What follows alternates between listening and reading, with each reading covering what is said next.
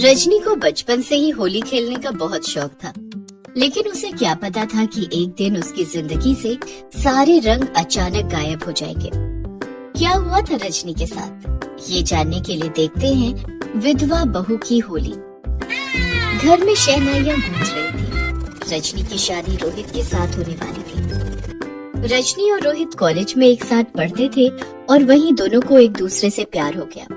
पढ़ाई पूरी होते ही रोहित और रजनी ने अपने अपने परिवार को शादी के लिए मना लिया। सभी रस्मों और रीति रिवाजों के साथ रजनी और रोहित की शादी हो गई। शादी के बाद रजनी अपने ससुराल आ गई। रोहित, कुछ महीनों के बाद होली आने वाली है। माँ ने हमें घर बुलाए हैं। माँ कह रही थी कि शादी के बाद पहली होली हमें वहीं मनानी है और वहाँ मेरी सहेलियाँ भी आएंगी। आपको तो पता है ना कि मुझे होली खेलने का कितना शौक है।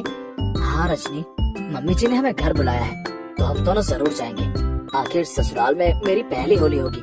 सालियों के साथ होली खेलने का अलग ही मजा आएगा।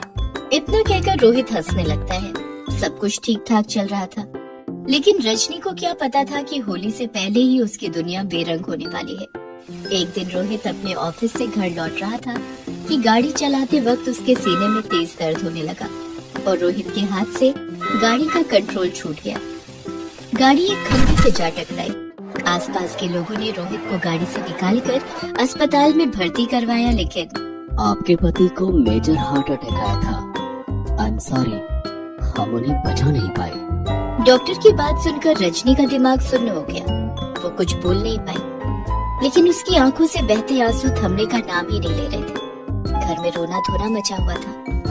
रजनी पर तो दुखों का पहाड़ टूट पड़ा था, लेकिन उसकी सास मालती और ननद प्रीति रोहित की मौत के लिए उसे ही जिम्मेदार मानने लगे। रोहित की मौत के बाद से रजनी के प्रति मालती और प्रीति का व्यवहार बिल्कुल बदल गया। रजनी, ओ रजनी, कहाँ मर गई? जल्दी इधर आ। जी माँ जी, आपने मुझे बुलाया? माँ जी क्या लगा रखा है? तुझे दिखता नहीं कि घर में खाना नहीं बना है? मेरे बेटे को तो खा गई, अब हमें भी भूखा मारेगी क्या? माँ जी, आपके बेटे को मैंने नहीं मारा। अगर वो आपके बेटे थे तो मेरे भी पति थे। देखा माँ, भाभी की जबान कैसे कैंची की तरह चलती है। इन्हें तो भैया की मौत का जरा भी दुख नहीं है। रजनी के ससुर गजेंद्र मालती और प्रीति की बातें सुन रहे थे। रजनी के प्रति उनका बदला हुआ व्यवहार उन्हें परेशान कर रहा था। प्रीति, तुम्हें अपनी भाभी के बारे में ऐसी बातें नहीं बोलनी चाहिए। आहा, बेटी की गलती दिख गई आपको, लेकिन बहू ने मेरे साथ कैसे बदतमीजी से बात की वो नहीं दिखाई पड़ा आपको? लगता है रजनी ने आप पर भी कोई जादू कर दिया है, डायन कहेंगी। मालती, ये मत भूलो कि रजनी इस घर की बहू है।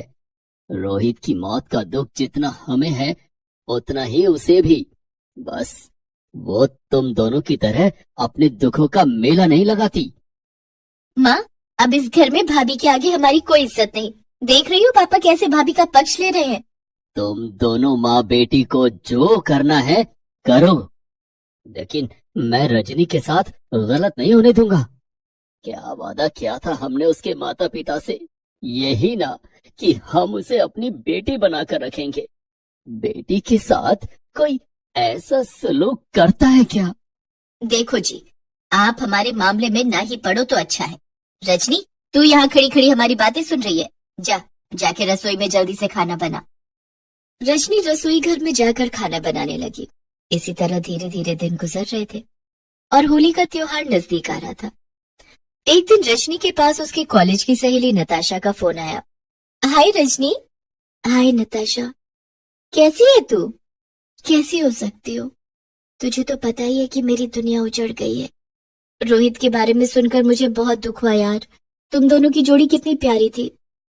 न जाने किसकी नजर लग गई। नताशा, होली का त्योहार नजदीक आ रहा है। मैंने सोचा था कि शादी के बाद पहली होली रोहित के साथ खेलूंगी। कॉलेज के दिनों में तो होली के दिन मैं रोहित से कभी मिल ही नहीं पाती थी। I know, I am very sorry for you, लेकिन अब कर भी क्या सकते हैं, भगवान को शायद यही मंजूर था। रजनी नताशा से फोन पर बात कर ही रही थी कि प्रीति चुपके से उसकी बातें सुनने लगती है और घर में आग लगाने की नई योजना बनाने लगती है। माँ, जब से भैया गए हैं भाभी ना जाने हर समय फोन पर किससे बातें करती रहती है। मुझे तो लगता है कि उनका शादी से पहले कोई अफेयर था। हाय राम, मुझे तो उस करमचली पर पहले ही शक था। हाँ माँ, भाभी किसी के साथ होली खेलने के बारे में बातें कर रही थी। अभी पति को मरे हुए 1 साल भी नहीं बीता और वो कल मुही होली खेलेगी। उसे तो मैं बताऊंगी। होली का त्योहार आने दे। कुछ महीने बीत गए और होली का त्योहार भी आ गया। होली से ठीक 2 दिन पहले रजनी की माँ का फोन आया। रजनी बेटा, होली से पहले तू घर आ जा। लेकिन माँ, सासू माँ तो मुझे कभी वहां नहीं आने देंगी। कोई बात नहीं बेटा, मैं मालती बहन से बात करती हूँ। सुधा ने मालती को फोन किया। नमस्ते बहन जी, वो रजनी बिटिया को होली पर यहाँ भेज देती तो अच्छा होता। अच्छा, रजनी को मायके भेज दूं ताकि वो वहाँ अपने पुराने यार के साथ होली खेल सके? ये कैसी बात कर रही हैं आप बहन जी? मेरी बेटी ऐसी नहीं है। हमारा मुंह मत खुलवाओ बहन जी, हमें अच्छे से पता है कि आपकी बेटी कैसी है। रजनी कहीं नहीं जाएगी। और इस तरह मालती ने रजनी को होली पर मायके नहीं जाने दिया। रजनी बहू, एक बात कान खोलकर सुन ले। मेरे जीते जी तू अब कभी होली नहीं खेलेगी। अगर मैंने रंग का एक धब्बा भी तेरी साड़ी पर देख लिया ना, तो मुझसे बुरा कोई नहीं होगा। मालती की बात सुनकर रजनी की आंख भर आई। उसने रुंधे स्वर में मालती से कहा, मैं अब होली क्या खेलूंगी माँ जी, मेरी तो दुनिया ही बेरंग हो गई है। तभी वहाँ रजनी के ससुर गजेंद्र आ जाते हैं और मालती से कहते हैं, मालती, रजनी की अभी उम्र ही क्या है? हम इससे इसकी खुशियां नहीं छीन सकते। इसे भी अपनी जिंदगी जीने का पूरा अधिकार है। सुनो जी, मैंने जो कह दिया सो कह दिया। इस घर में वही होगा जो मैं कहूंगी। 2 दिन के बाद होली का त्योहार भी आ गया। होली के दिन घर में सन्नाटा पसरा हुआ था। आस पड़ोस में सभी लोग होली खेल रहे थे, लेकिन रजनी सफेद साड़ी में लिपटी अपनी जिंदगी के कोरे कागज को निहार रही थी। तभी उसके कानों में मालती की आवाज गूंज पड़ी। रजनी, ओ रजनी। जी माँ जी। माँ जी की बच्ची, तुझे पता नहीं है क्या कि आज होली है? घर में खुशियां नहीं मनाई जाएंगी, लेकिन त्योहार के रस्म तो पूरे करने ही पड़ेंगे ना। जा, रसोई में जाकर गुजिया बना ले। माँ, भाभी से कहो ना थोड़े से मालपुआ भी बना ले, मेरे कुछ दोस्त घर आने वाले हैं। रजनी मालती और प्रीति की बातें सुनकर ये सोच ही रही थी कि इन्हें तो रोहित की मौत का जरा सा भी दुख नहीं है। गुजिया और मालपुआ इनके गले से कैसे उतरेगा? तभी मालती ने कहा, यहाँ क्यों खड़ी है, रसोई में क्यों नहीं जाती? बेचारी रजनी अभी रोहित की मौत के गम से उबर भी नहीं पाई थी, लेकिन उसे होली के त्योहार पर मिठाइयां बनानी पड़ रही थी। वो मनी मन सोचने लगती है, रोहित को मालपुआ कितना पसंद था। आज अगर वो जिंदा होते तो उनके लिए ढेर सारा मालपुआ बनाती। रोहित की यादों में खोई हुई रजनी गुजिया और मालपुआ बनाने लगती है। शाम को प्रीति के कुछ दोस्त घर पर आते हैं।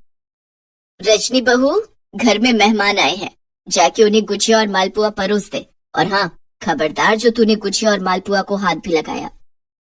माँ जी, इन मिठाइयों को खाना तो दूर, मेरा इन्हें बनाने का भी मन नहीं था। आज मुझे रोहित की बहुत याद आ रही है। आज वो जिंदा होते तो हम दोनों खूब होली खेलते। ठीक है, ज्यादा इमोशनल ड्रामा करने की जरूरत नहीं है। जाके मेहमानों को चाय और नाश्ता दे।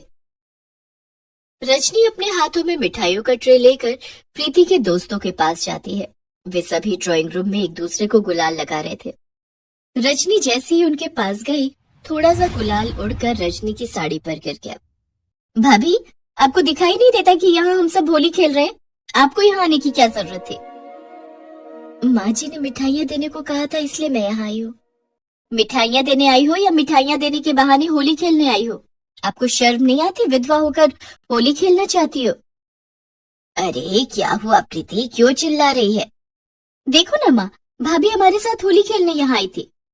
तभी मालती की नजर रजनी की सफेद साड़ी पर जाती है, जिस पर गुलाल का रंग लगा हुआ था। हाय राम, बेशरम, पति को मरे हुए 1 साल भी नहीं हुआ और चली आई होली खेलने। ये आप क्या कह रही हैं माँ जी? आप ही ने तो कहा था कि प्रीति के दोस्तों को गुजिया और मालपुआ परोस दो। मुझसे जुबान लड़ाती है। मालती ने सबके सामने रजनी के गाल पर एक जोरदार चांटा चढ़ दिया। चांटे की गूंज गजेंद्र के कानों तक पड़ी। गजेंद्र अपने कमरे से निकलकर बाहर आए तो उन्होंने देखा कि मालती रजनी को थप्पड़ मार रही थी। गजेंद्र ने आकर मालती का हाथ पकड़ लिया। बस मालती, बहुत हो गया। ना तो तुम्हें अपने बेटे की मौत का गम है और ना ही तुम्हारी लाडली को। आप मेरे बीच में मत बोलिए, आपको तो कुछ दिखाई नहीं देता है कि आपकी बहू क्या गुल खिला रही है? मुझे दिखाई दे रहा है कि कैसे तुम्हारी बेटी अपने दोस्तों के साथ होली मना रही है, जबकि इसके भाई को गुजरे हुए 1 साल भी नहीं हुआ। सारे दुख और सारी कुरीतियां सिर्फ रजनी के लिए ही क्यों? गजेंद्र की बात सुनकर प्रीति के सारे दोस्त धीरे धीरे वहां से चले गए।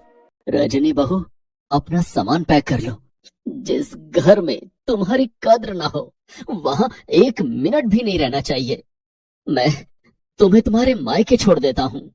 ससुर की बात सुनकर रजनी ने अपना सामान पैक कर लिया और थोड़ी देर के बाद गजेंद्र ने उसे मायके पहुंचा दिया।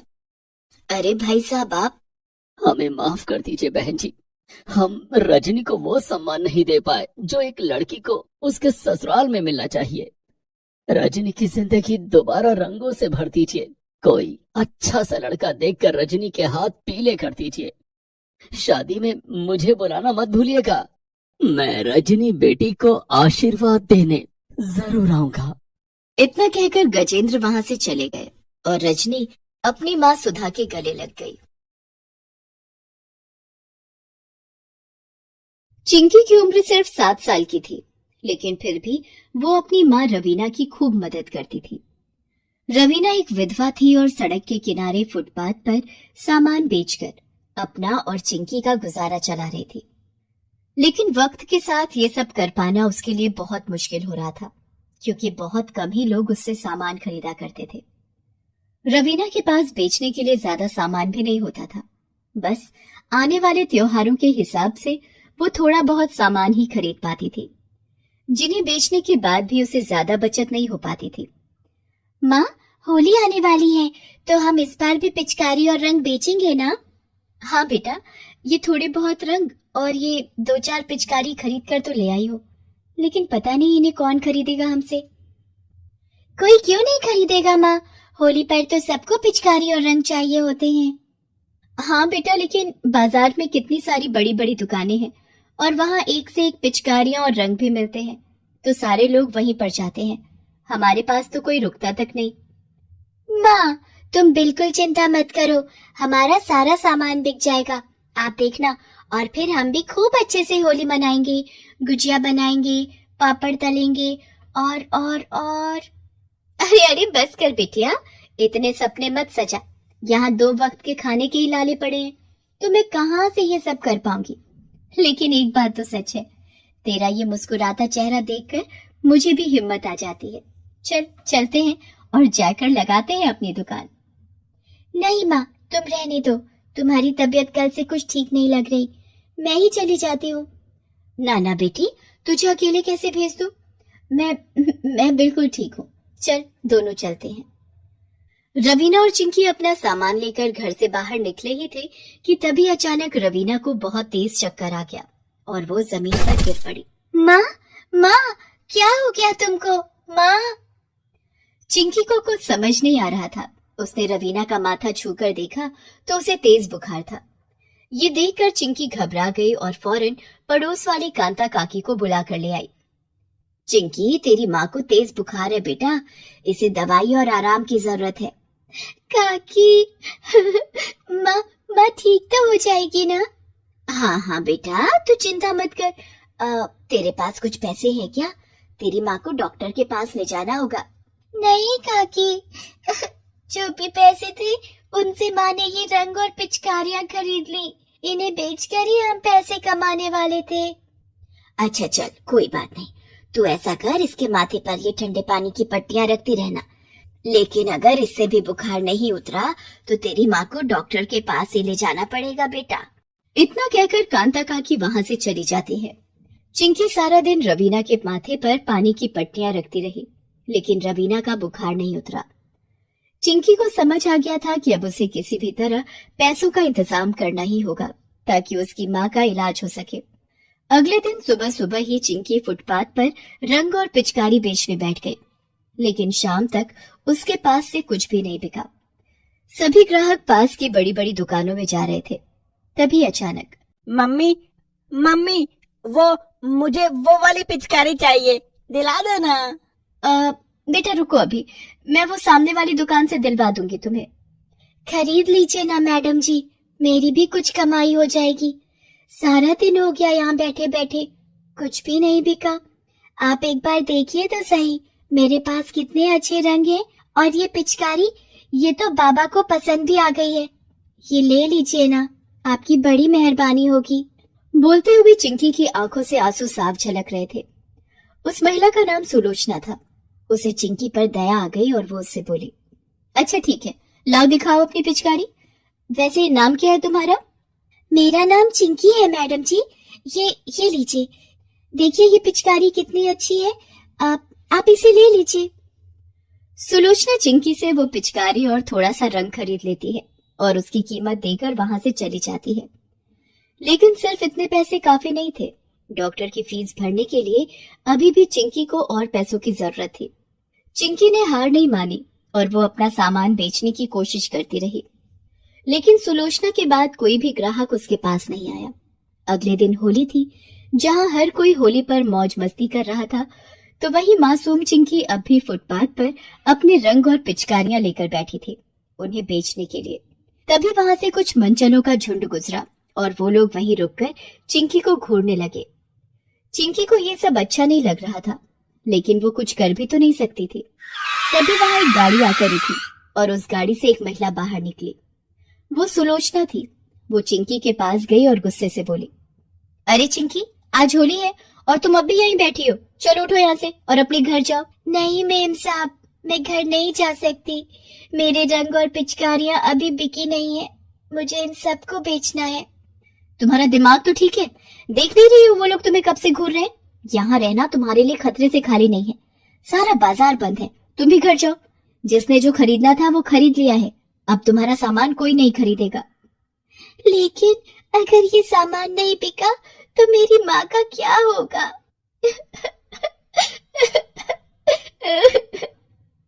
इतना कहकर चिंकी जोर जोर से रोने लगी। चिंकी को रोता देखकर सुलोचना को बहुत बुरा लगा। उसने चिंकी के सिर पर हाथ रखते हुए उससे कहा, चुप हो जाओ बेटा, मुझे बताओ क्या हुआ है तुम्हारी माँ को? मैडम जी, माँ बहुत बीमार है, उसे तेज बुखार है। अरे तू उन्हें डॉक्टर के पास लेकर क्यों नहीं गई तुम? मैडम जी, मेरे पास बिल्कुल भी पैसे नहीं है डॉक्टर को देने के लिए, इसीलिए तो मैं ये सामान बेचने के लिए यहाँ बैठी हूँ। मैंने सोचा था कि ये सब बेचकर जब मुझे पैसे मिल जाएंगे तो मैं अपनी माँ को डॉक्टर के पास ले जा पाऊंगी। लेकिन अब मैं कैसे करूंगी ये? मेरा सामान तो कोई खरीद ही नहीं रहा। ये कहते हुए चिंकी की आंखों से लगातार आंसू बह रहे थे। दूसरी तरफ सुलोचना ये देखकर हैरान थी कि जहां होली के मौके पर सारे बच्चे मौज मस्ती में डूबे थे, तो वहीं चिंकी को तो इस सब से कोई मतलब ही नहीं था। उसे तो बस अपनी माँ की चिंता थी। सुलोचना ने चिंकी की मदद करने का फैसला कर लिया और उससे कहा, चिंकी, तुम्हारी माँ बिल्कुल ठीक हो जाएंगी। मैं तुम्हारा ये सारा सामान खरीद लूंगी, ठीक है? सच? आप सच कह रही हैं मैडम जी? आप ये सब कुछ खरीद लेंगी? हाँ, वो क्या है ना, मैं एक अनाथ आश्रम चलाती हूँ, तो ये सारा सामान मेरे आश्रम के बच्चों के काम आ जाएगा। चलो अब ऐसा करो, ये सब कुछ समेट कर मेरी गाड़ी में रख दो और मुझे बताओ कितने पैसे हुए? हाँ मैडम जी, इन सब के मिलाकर 700 रुपए हो गए। ठीक है, ये लो, ये रहे तुम्हारे पैसे, और अब तुम मुझे अपने घर लेकर चलो। क्या? मेरे घर? लेकिन आप मेरे घर जाकर क्या करेंगी मैडम जी? क्यों, तुम्हारी माँ को डॉक्टर के पास लेकर नहीं जाना है क्या? सुलोचना की बात सुनकर चिंकी के चेहरे पर मुस्कान आ गई। वो सुलोचना को लेकर अपने घर पहुंची, जहां रवीना की हालत पहले से भी खराब हो गई थी। चिंकी, आ गई बेटा, आ गई बेटा। तूने कुछ खाया या नहीं मेरी बच्ची? तुम मेरी चिंता मत करो माँ, बस अब हिम्मत करके बिस्तर से उठ जाओ और चलो मेरे साथ। कहाँ चलूं मैं? और ये मैडम जी कौन है तेरे साथ? जी, मेरा नाम सुलोचना है और मैं आपको डॉक्टर के पास ले जाने आई हूँ। डॉक्टर के पास? नहीं नहीं, उसकी कोई जरूरत नहीं, बस थोड़ा सा बुखार है, खुद ही ठीक हो जाएगा। नहीं माँ, ठीक होना होता तो अब तक हो जाता। तुम बिल्कुल चिंता मत करो, ये मैडम जी बहुत अच्छी हैं, इन्होंने अपना सारा सामान खरीद लिया है। ये देखो, अब हमारे पास पैसे हैं। चलो अब डॉक्टर के पास चलते हैं। चिंकी के हाथों में पैसे देखकर रवीना को बड़ा सुकून मिलता है। फिर सुलोचना रवीना और चिंकी को अपने साथ अस्पताल लेकर जाती है। इनका बुखार बिगड़ गया है, इन्हें टाइफाइड हो गया है और ये कमजोर भी बहुत हैं, तो इन्हें हमें ग्लूकोज देना होगा और इलाज भी लंबा चलेगा। डॉक्टर साहब, मेरी माँ वो ठीक तो हो जाएगी ना? चिंकी घबराओ मत, तुम्हारी माँ को कुछ नहीं होगा। डॉक्टर साहब, आप इन्हें बढ़िया से बढ़िया इलाज दीजिए, बाकी सब मैं देख लूंगी। सुलोचना रवीना का अच्छे से इलाज करवाती है और उसका सारा खर्च भी खुद ही उठाती है, जिससे रवीना कुछ ही दिनों में बिल्कुल ठीक हो जाती है और वापस घर आ जाती है। मैडम जी, आप साक्षात भगवान बनकर आई हैं हमारे लिए। ये सोचकर ही मेरा दिल घबरा रहा है कि अगर मुझे कुछ हो जाता तो मेरी चिंकी का क्या होता। चिंकी बहुत मेहनती और हिम्मती लड़की है, बस अब जरूरत है तो उसे सही दिशा देने की। रवीना, अगर तुम चाहो तो मेरे अनाथ आश्रम में साफ सफाई का काम कर सकती हो, जिसके बदले तुम्हें ठीक ठाक तनख्वाह भी मिल जाएगी और चिंकी भी पढ़ लिख पाएगी। क्या मेरी चिंकी वो पढ़ सकेगी मैडम जी? सच कह रही हैं आप? हाँ, मैं उसे पढ़ाऊंगी। चिंकी अभी बहुत छोटी है, उसका बचपन इस तरह फुटपाथ पर सामान बेचकर बर्बाद नहीं होना चाहिए। मुझे भरोसा है कि वो बहुत कुछ कर सकती है। अगले ही दिन से रवीना सुलोचना के अनाथ आश्रम में साफ सफाई का काम करने लगी। चिंकी भी उसकी मदद करती, लेकिन उससे पहले वो खूब मन लगाकर पढ़ाई करती। सुलोचना ने जल्दी ही उसका एडमिशन एक स्कूल में करवा दिया, जहाँ चिंकी अपने सुनहरे भविष्य को सजाने लगी। फिर कई सालों के बाद, अरे चिंकी आजा, ये डिब्बे में क्या लेकर आई है? ये गुजिया है मैडम जी, मैंने अपने हाथों से आपके लिए बनाई है। मैडम जी, आपके आशीर्वाद से मेरा सपना पूरा हो गया। इस बार की होली एक खुशखबरी के साथ आई है। मैं सरकारी टीचर बन गई मैडम जी। नए सेशन से मेरी ज्वाइनिंग हो जाएगी। अरे वाह, दिल खुश कर दिया चिंकी। बहुत बहुत बधाई हो बेटा। आजा अंदर चल, सारे बच्चे तेरा इंतजार कर रहे हैं। 10 बार पूछ चुके हैं कि चिंकी मैडम कब आएंगी। उनके लिए पिचकारियां और रंग तो लाई है ना? हाँ मैडम जी, मैं सबके लिए लाई हूँ। ये देखिए, चलिए सब मिलकर होली खेलते हैं। Please subscribe this channel.